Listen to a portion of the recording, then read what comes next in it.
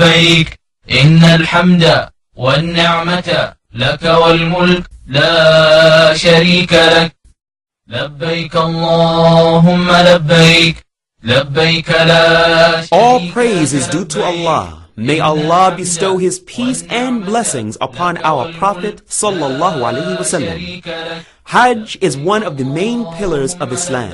Though from the blessings of Allah, it is only compulsory once in one's lifetime.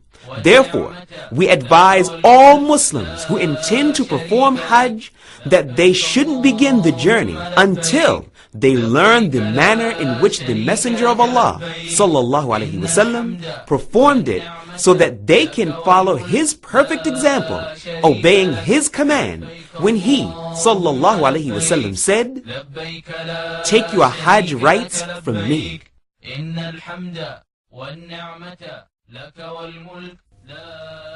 وإذ بوأنا لإبراهيم مكان البيت ألا تشرك بي شيئا وطهر بيتي للطائفين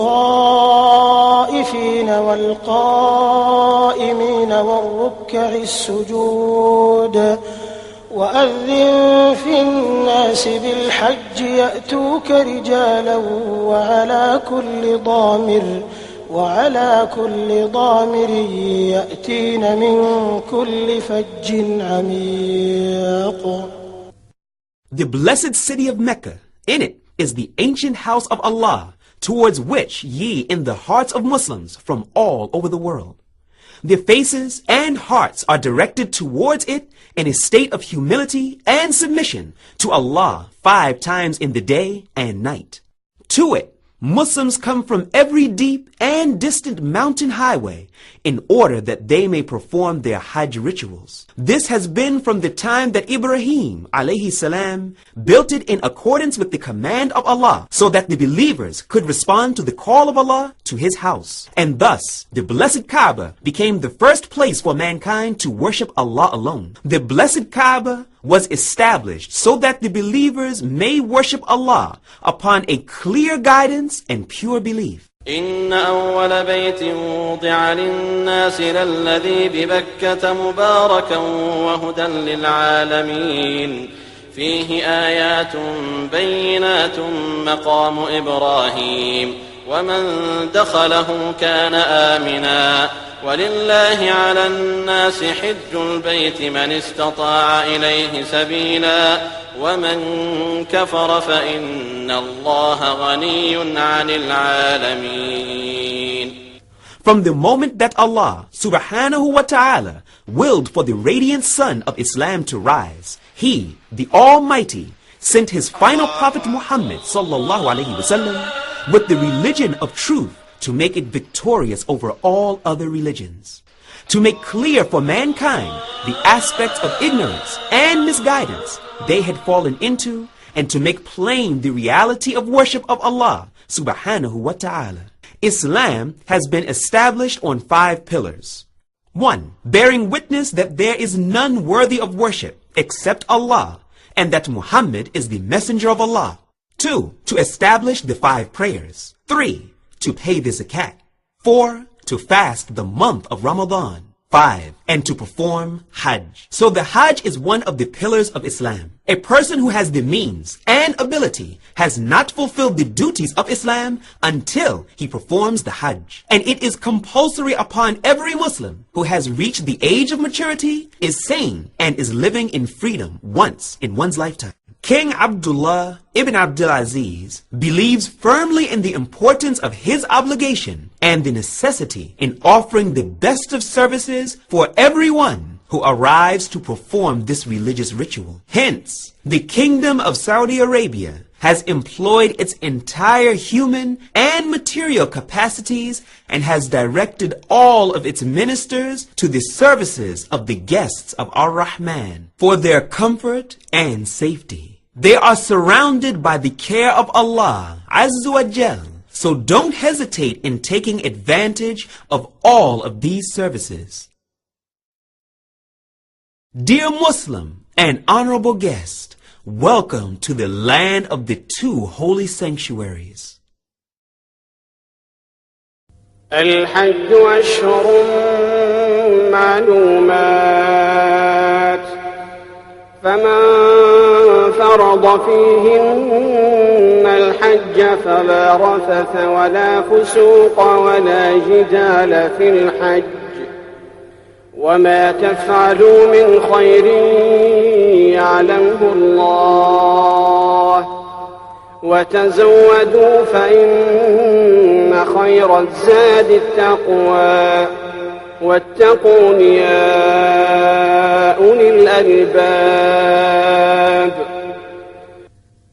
There are 3 ansak, or 3 acts of devotion for performing the Hajj. Each nusuk, or type of devotion, has specific characteristics, obligatory aspects, and components which must be performed for the person's Hajj to be deemed correct. The 3 ansak are tamattu', qiran, and ifrad. The best of them in the sight of Allah is the tamattu'. This is for the person who has not brought the sacrificed animal with him from the miqat or prescribed station. As for the tamattu', a person performs Umrah during the months of Hajj. He will be released from the ihram of Umrah by finishing tawaf, sa'i, having his hair cut, so everything which was made forbidden for him by the ihram becomes lawful again. On the 8th day of Dhul Hijjah, the pilgrim assumes ihram again. However, this time he makes the intention for Hajj. This he does at whichever place he is staying, in Mina or Mecca, and then moves to Al-Mash'ar Hajj station of Mina,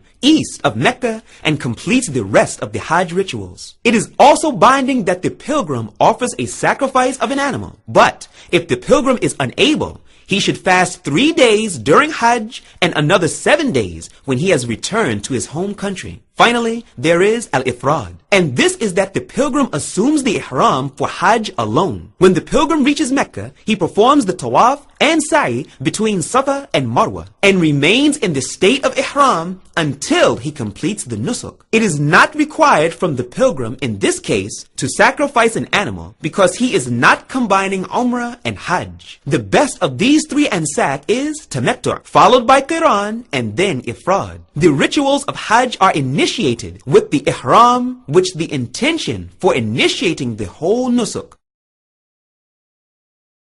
It is compulsory to assume ihram at the prescribed stations called mawaqit, which have been assigned, established, and explained. For those who are coming from different directions, the mawaqit are as follows.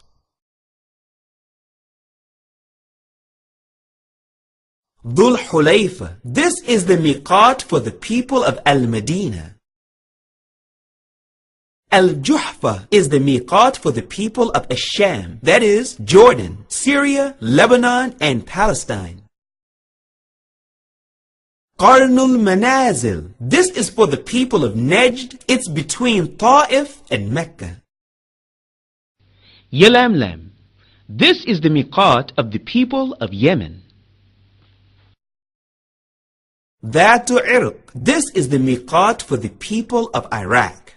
As for the people of Mecca, they assume ihram for Hajj at their home. But if they intend to perform Umrah, they must assume ihram from a place called At-Tan'im, or any place outside the boundaries of the Haram. So whoever intends to perform the Hajj or Umrah, it is compulsory upon them that they assume their ihram at the miqat which they came through or pass parallel to. He who deliberately passes by or parallel to the mawaqit with the intention of Umrah or Hajj and without assuming ihram must return to one of them and assume ihram there. If the pilgrim does not return, then he must sacrifice a sheep as an expiation in Mecca and distribute its meat amongst the poor people. So, dear Muslims, when you arrive at the miqat by land, in a car, or otherwise, bathe and apply perfume to your body. If you are able to, then put on the clothing of ihram consisting of 2 clean white sheets,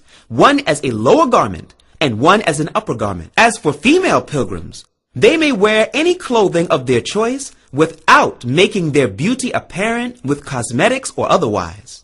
Then you should make your intention of ihram of Umrah by saying, Labaik Umrah, meaning, Here I am, O Allah, in response to your call for Umrah. The one who intends Hajj tamattu' should say, Labaik Umratun wa mutamatti'un biha ila Hajj, meaning, Here I am, O Allah, in response to your call, making Umrah, then after that, Hajj. The one who intends Qiran should say, Labaik Umratun wa Hajjun, meaning, Here I am, O Allah, in response to your call, making Umrah with Hajj. The one who attends Ifrad should say, Labaik Hajjun, meaning, O Allah, here I am, in response to your call, making Hajj. After assuming your ihram for Hajj or Umrah, you have entered the nusuk, which prohibits you from certain actions which are as follows. The removal of the hair or nails. But if some hair falls out unintentionally, or if you trim the hair or nails out of forgetfulness, or from ignorance, not knowing of the ruling,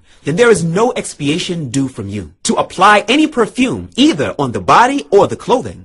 There is no problem with the traces of perfume remaining which was applied prior to assuming ihram. To embark on the hunting of wild animals, whether to kill or chase them away,